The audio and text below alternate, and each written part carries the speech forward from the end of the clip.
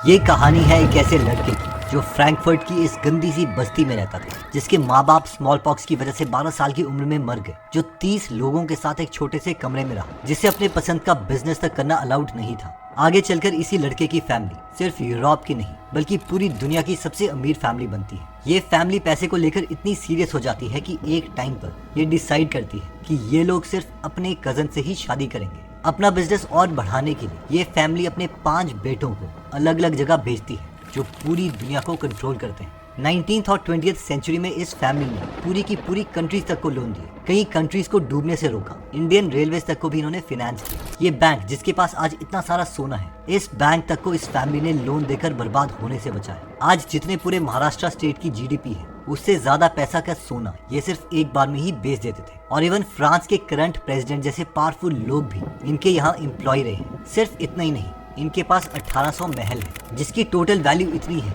कि हम मुकेश अंबानी जी का एंटीलिया, जो कि दुनिया का सबसे महंगा घर है, इसे 17 बार बनवा सकते हैं और उसके बाद भी हमारे पास बिलियंस ऑफ डॉलर्स बच जाएंगे। हम बात कर रहे हैं फेमस रॉथचाइल्ड फैमिली की, जो कि दुनिया की सबसे अमीर और सबसे पावरफुल फैमिली है। इस फैमिली के 5 भाइयों की जो माँ थी, उन्होंने एक बार ये तक कह दिया था, चिंता मत करो, यूरोप में अब कोई भी वॉर नहीं होगा, क्योंकि मेरे बेटे अब किसी भी कंट्री को वॉर लड़ने के लिए पैसे नहीं देंगे।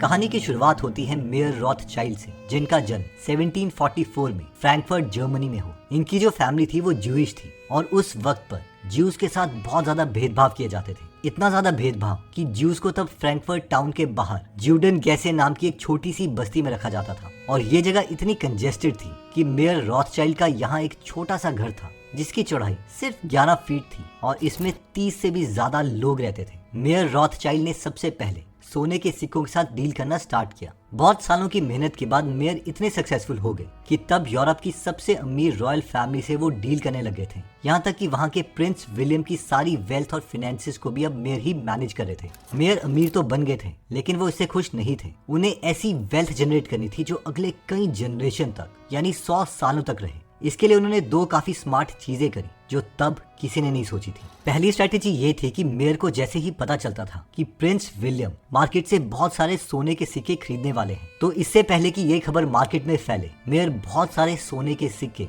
उधार लेकर मार्केट से सस्ते दामों पर खरीद लेते थे। और जैसे ही मार्केट में न्यूज फैलती कि प्रिंस विलियम हजारों या लाखों पाउंड के गोल्ड कॉइन्स खरीदने वाले हैं, तभी सडन डिमांड की वजह से बहुत सारे लोग और सारे सोने के सिक्के खरीदने लग जाते, जिसकी वजह से सोनों के सिक्कों का प्राइस बहुत इंक्रीज हो जाता। और एग्जैक्टली इसी टाइम पर मेयर अपने खरीदे हुए सारे सिक्के मार्केट पे बेच देते थे और बहुत ज्यादा प्रॉफिट कमाते। और आज इसी चीज को लोग ट्रेडिंग और इन्वेस्टिंग की दुनिया में फ्रंट रनिंग कहते हैं। दूसरा डिसीजन ये था कि 1800 की शुरुआत में पूरे यूरोप में इंडस्ट्रियल रेवोल्यूशन चल रही थी। कई कंट्रीज एक दूसरे से कम्पीट कर रही थी या फिर वो एक दूसरे से लड़ रही थी। मेयर को पता था कि ये उनकी फैमिली के लिए एक बहुत बड़ी अपॉर्चुनिटी है और अगर इनको इस इंडस्ट्रियल रेवोल्यूशन और वॉर का फायदा उठाना है तो उन्हें अपना बैंकिंग एम्पायर फ्रैंकफर्ट से बाहर पूरे यूरोप में फैलाना पड़ेगा। इसलिए उन्होंने अपने 5 बेटों को यूरोप के इन 5 सबसे इंपॉर्टेंट फाइनेंशियल सेंटर्स में सेट होने के लिए भेज दिया। और उनका ये डिसीजन रॉथचाइल्ड फैमिली की तकदीर बदलने वाला था। ये 5 फाइनेंशियल सेंटर थे लंदन, पेरिस, वियना, नेपल्स और फ्रैंकफर्ट। ये 5 फाइनेंशियल सेंटर्स हमें मैप में एक दूसरे से दूर दिखाई देंगे, बट इन 5 रॉथचाइल्ड ब्रदर्स ने यहाँ अपने बैंकिंग इंस्टीट्यूशंस इतने अच्छे से सेट किए कि सारे बैंक्स एक दूसरे से दूर होने के बावजूद एक सिंगल बैंक की तरह काम करते थे। ये 5 भाई सारे डिसीजंस मिलके लेते थे और इनका नेटवर्क बहुत ज्यादा स्ट्रॉन्ग था। बट इनमें से जो सबसे टैलेंटेड भाई था, उसका नाम था नेथन मेयर रॉथचाइल्ड, जो कि सिर्फ कुछ 15 से 16 लाख लेकर लंदन में सेट होने आया था। लेकिन कुछ ही सालों में वो इतना सक्सेसफुल हो गया कि वो हर साल हजारों करोड़ों के प्रॉफिट्स कमा रहा था। 1811 में नेथन ने लंदन में अपने फादर से भी बड़ा बैंक इस्टेब्लिश किया और इसका नाम उसने दिया NM रॉथचाइल्ड एंड सन्स। देखिए 1800 सदी से पहले 20 सालों तक इंग्लैंड और ऑलमोस्ट पूरा यूरोप फ्रांस के एम्परर नेपोलियन के साथ वॉर लड़ रहा था और नेथन को इन वॉर में एक बहुत ही अच्छी अपॉर्चुनिटी दिखी। नेथन ने एक ऐसी टीम सेट की हुई थी जो नेथन को वॉर की सारी इंफॉर्मेशन ब्रिटिश गवर्नमेंट से भी पहले देती थी और इस इंफॉर्मेशन का इस्तेमाल नेथन ने बहुत ही इविल तरीके से किया, जो हम सोच भी नहीं सकते। 18 जून 1815 को बैटल ऑफ वाटरलू में वो होता है जो तब इंग्लैंड में किसी ने भी एक्सपेक्ट नहीं किया था। इंग्लैंड और उनके एलाइज के अगेंस्ट हुए इस वॉर में फ्रांस के राजा नेपोलियन की हार हो जाती है। तब इंटरनेट या टेलीफोन तो नहीं होते थे, पर रॉथशाइल्ड फैमिली ने कई घोड़सवार और कबूतर ट्रेन किए हुए थे ताकि उन्हें सबसे पहले इन्फॉर्मेशन मिल जाए। इसी वजह से उन तक नेपोलियन वाली खबर इतनी फास्ट पहुंच जाती है कि उस वक्त तक खुद इंग्लैंड की सरकार को ये नहीं पता था कि वाटरलू में उन्हीं की आर्मी जीत चुकी है। और जैसे ही ये बात नेथन को पता चलती है, वो लंदन स्टॉक एक्सचेंज जाकर स्टॉक्स को एग्रेसिवली बेचना शुरू कर देते हैं ताकि बाकी सारे इन्वेस्टर को लगे कि इंग्लैंड ये वॉर हारने वाली है, और पैनिक में आके बाकी सारे लोग अपने शेयर्स बेचने लग जाते हैं। तभी नेथन के एजेंट्स इन्हीं सेम स्टॉक्स को सस्ते दामों पर वापस खरीद लेते हैं। और फाइनली जब ये खबर सबको पता चलती है कि इंग्लैंड जंग जीत चुका है, तो सारे लोग शेयर्स वापस खरीदने लगते हैं, जिसकी वजह से शेयर की वैल्यू इंक्रीज हो जाती है। और इस वक्त पर नेथन अपने सस्ते दामों पर खरीदे हुए शेयर्स को महंगे दामों में बेच देते हैं। और भले ही इस पैनिक में बहुत सारे इन्वेस्टर के पैसे डूब गए, बट वो सारे पैसे ठीक प्लान की वजह से नेथन के हाथों में आ गए। 19वीं सेंचुरी में ये फैमिली सिर्फ बैंकिंग में ही नहीं, बल्कि रेलवेज, इंडस्ट्रीज और ऑयल में भी इन्वेस्ट करती है। पूरे यूरोप में इंडस्ट्रीज और रेलवे लाइन को इन्होंने ही फाइनेंस किया। इनफैक्ट 1895 से लेकर 1907 तक सिर्फ 12 सालों में इन्होंने यूरोप के अलग अलग गवर्नमेंट्स को $450 मिलियन सिर्फ लोन में दी, जिसकी आज की वैल्यू $14 बिलियन से भी ज्यादा है। ये अमाउंट इतना ज्यादा बड़ा है कि इसे हम सेंट्रल बैंक ऑफ इंडिया और इंडियन बैंक जैसे दो बड़े बैंक्स को पूरी तरह से खरीद सकते हैं। और जस्ट इमेजिन कीजिए कि ये पैसे तो रॉथशाइल्ड फैमिली ने सिर्फ लोन में दिए थे। इनफैक्ट आज जब भी कोई कंट्री किसी क्राइसिस में होती है या बैंकरप्ट होने वाली होती है, तो वो लोन्स लेने के लिए इंटरनेशनल मॉनेटरी फंड के पास जाती है। बट 19वीं और 20वीं सेंचुरी में रॉथशाइल्ड फैमिली के पास इतने पैसे थे कि अकेली फैमिली ही पूरी दुनिया के गवर्नमेंट को लोन देने लगी थी, और कई देशों को उन्होंने बर्बाद होने से बचाया। इनफैक्ट कई बैंक्स जो कि आज हम सबको लोन देते हैं, वो भी तब रॉथशाइल्ड फैमिली से लोन पर पैसे लिया करते थे।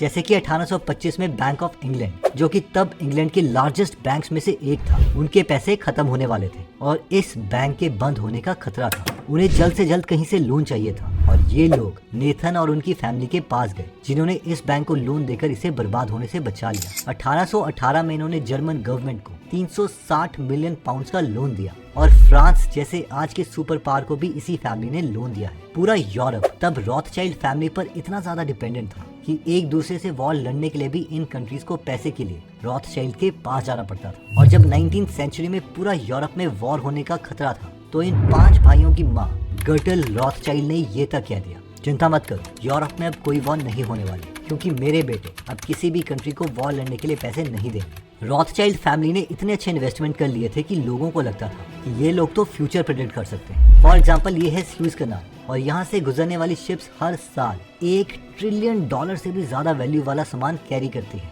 और आज पूरा यूरोप इंपोर्ट एक्सपोर्ट के लिए इसी कैनाल पर डिपेंडेंट है। बट रॉथशाइल्ड फैमिली को ये बात आज नहीं, बल्कि 150 साल पहले ही पता चल गई थी। और 1869 में जब ये कनाल बनकर तैयार हुआ, तो रॉथशाइल्ड फैमिली ने ब्रिटिश गवर्नमेंट को इस कनाल को खरीदने के लिए कन्विंस कर दिया, और कुछ ही घंटों में उन्होंने इसके लिए कोई 10-20 हजार पाउंड नहीं, बल्कि पूरे 4 मिलियन पाउंड अरेंज कर दिए, और ये करना तब ऑलमोस्ट इम्पॉसिबल था। इसी तरह 19वीं सेंचुरी के एंड में सोने की डिमांड काफी ज्यादा बढ़ गई थी, और कई कंट्रीज गोल्ड को एज अ रिजर्व रख रही थी। सरप्राइजिंगली रॉथशाइल्ड फैमिली ने गोल्ड की इस डिमांड को 20-30 साल पहले ही प्रेडिक्ट कर लिया था, और वो वर्ल्ड के कई बड़े गोल्ड और सिल्वर माइंस में इन्वेस्ट करी थी। 1893 में जब यूएसए में गोल्ड की क्राइसिस हो गई थी, तो यूएस की गवर्नमेंट ने उस टाइम के अमीर आदमी जेपी मॉर्गन को बुलाकर कहा कि जल्द से जल्द गोल्ड का इंतजाम करो, वरना बहुत बड़ी प्रॉब्लम आ जाएगी। उस वक्त जेपी मॉर्गन को पता था कि दुनिया में सिर्फ एक ही फैमिली है जो उनकी हेल्प कर सकती है, और उन्होंने रॉथशाइल्ड फैमिली को कांटेक्ट किया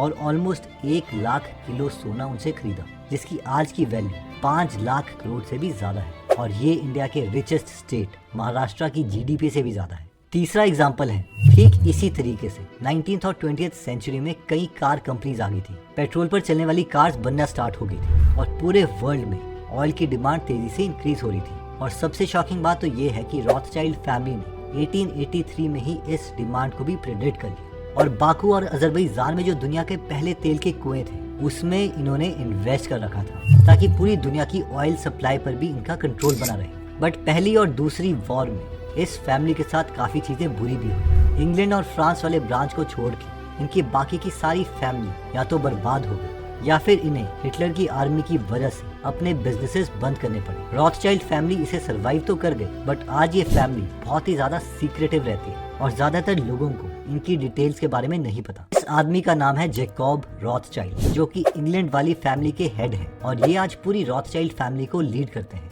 आज ये फैमिली सिर्फ बैंकिंग ही नहीं बल्कि एसेट मैनेजमेंट, वाइन प्रोडक्शन और कंसल्टिंग का भी काम करती है। इनकी पूरी दुनिया में ऐसे 1800 से भी ज्यादा घर हैं, जिनकी टोटल वैल्यू $36 बिलियन बताई जाती है। सिर्फ इतना ही नहीं, ऐसे 55 से भी ज्यादा यॉट और 100 से भी ज्यादा प्राइवेट प्लेन्स इनके पास है। इस फैमिली के पास आज भी $100 बिलियन से ज्यादा का फंड है, जिसे वो अलग अलग स्टॉक मार्केट में इन्वेस्ट करते हैं। Meta, Apple, Amazon, Starbucks, HP, PepsiCo, Qualcomm जैसी वर्ल्ड की लीडिंग कंपनीज में ये इन्वेस्टर्स हैं और पिछले साल ही इन्होंने सिर्फ वाइन बेचकर $16 बिलियन का प्रॉफिट कमाया। कई लोगों को लगता है कि आज रॉथस्चाइल्ड फैमिली उतनी पावरफुल नहीं है जितनी ये 100 या 200 साल पहले थी, बट ये बात बिल्कुल ही झूठी है। इस फोटो को देखिए, यहाँ रॉथस्चाइल्ड फैमिली के हेड जैकब ब्रिटेन की क्वीन एलिजाबेथ के साथ है। इनकी फैमिली अमेरिका की रॉकफेलर ग्रुप का 38% हिस्सा ओन करती है और जैकब पर लोग एलिगेशंस लगाते हैं कि ये और इनकी फैमिली वर्ल्ड के कई बैंक्स और पॉलिटिशियन को फंड करती है, जैसे कि अमेरिका के फॉर्मर प्रेसिडेंट बिल क्लिंटन इनके फ्रेंड हैं और कई लोगों को ये नहीं पता कि इवन फ्रांस के करंट प्रेसिडेंट इमैनुअल मैक्रन भी इनके फॉर्मर एम्प्लॉय रह चुके हैं और इन पर यह भी एलिगेशंस है कि मैक्रन रॉथस्चाइल्ड फैमिली के सपोर्ट से ही फ्रांस के प्रेसिडेंट बने। सिर्फ इतना ही नहीं,